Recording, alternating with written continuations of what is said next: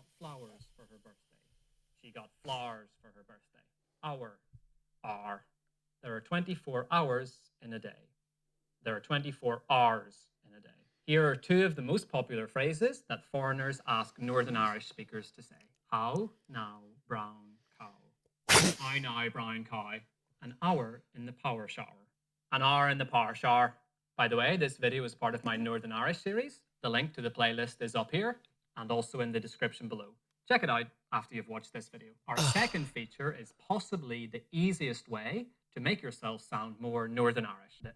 Make yourself sound more natural as a human being. Are you a human being? I don't know if this guy's a human being, right? I've just spent 5 minutes. 5 minutes. I've spent 5 minutes listening to Dilbert's doing Northern Irish accents. Dilbert's is a cracker, by the way. I haven't heard that in years. Dilbert's doing Northern Irish accents, right? Some of them, to their shame, are from the north of Ireland. And they still can't do a Northern Irish accent. They're too busy trying to do one. This is the sound of a Northern Irish accent. I have heard so many actors who I genuinely respect. Some of the best theatre actors, film actors I've worked with over 20 years. And you meet them and they're like, oh, where are you from? Belfast. And then they go into this automatic, like, hi, how's it going? You all right? I did a Belfast accent there for a job a few years ago. I feel fairly confident in doing it now, so I do. And you just think, right? Okay. And it makes you think critically about all the times you've done an accent and you think, I'm nailing this. And deep down, now I'm like, I was probably awful at that. But like, it's something about hearing your own accent. I'm very lucky as an actor, and I think, and several people have told me this who know more about it than I do, the Northern Irish accent is one of the most difficult accents to do. One of the most difficult. It is very close to some North American accents, but it's also far enough away that it's incredibly difficult to make that tiny little step over. For English actors, it's as difficult as doing an American accent, and American accents for English actors are notoriously difficult because of the rhotic R. Not getting into that same way as this Dilbert here shouldn't have been getting into diphthongs. I have no idea.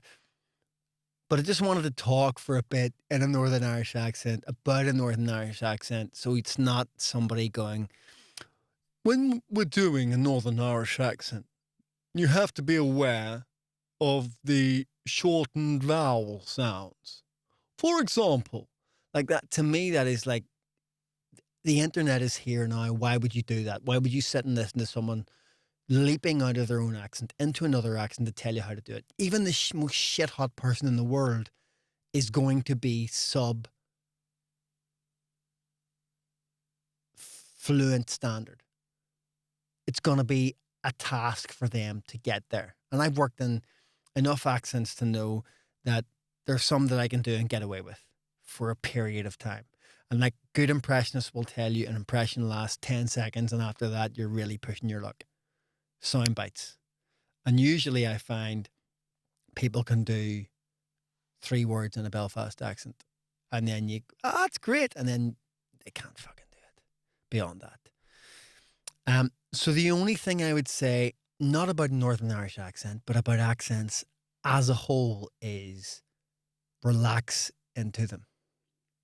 Do the homework, learn the sounds. Yes, of course, absolutely, right? But if you're doing a Northern Irish accent and all you're doing the whole time, and this applies to most actors from the south of Ireland every time they do a Northern accent, if the whole time you're doing that with your face and you're trying to make all the fucking shapes, you've missed the point. Learn the sounds, relax into it. One of the worst directors I've ever worked with was able to point out when I was like 22 that my lips protruded from my face not often enough, that I made very little effort when I spoke. So if we have a lazy accent, which we do, and you're making a lot of effort to do it, you've missed the point. So anyway, I just wanted to tell you that there about the Northern Irish accent. Sound in words ending in ing. To make this sound in British English, you lift the back of the tongue. Ing, ing. However, in Northern Irish English, we drop the G and lift the front of the tongue. In, in.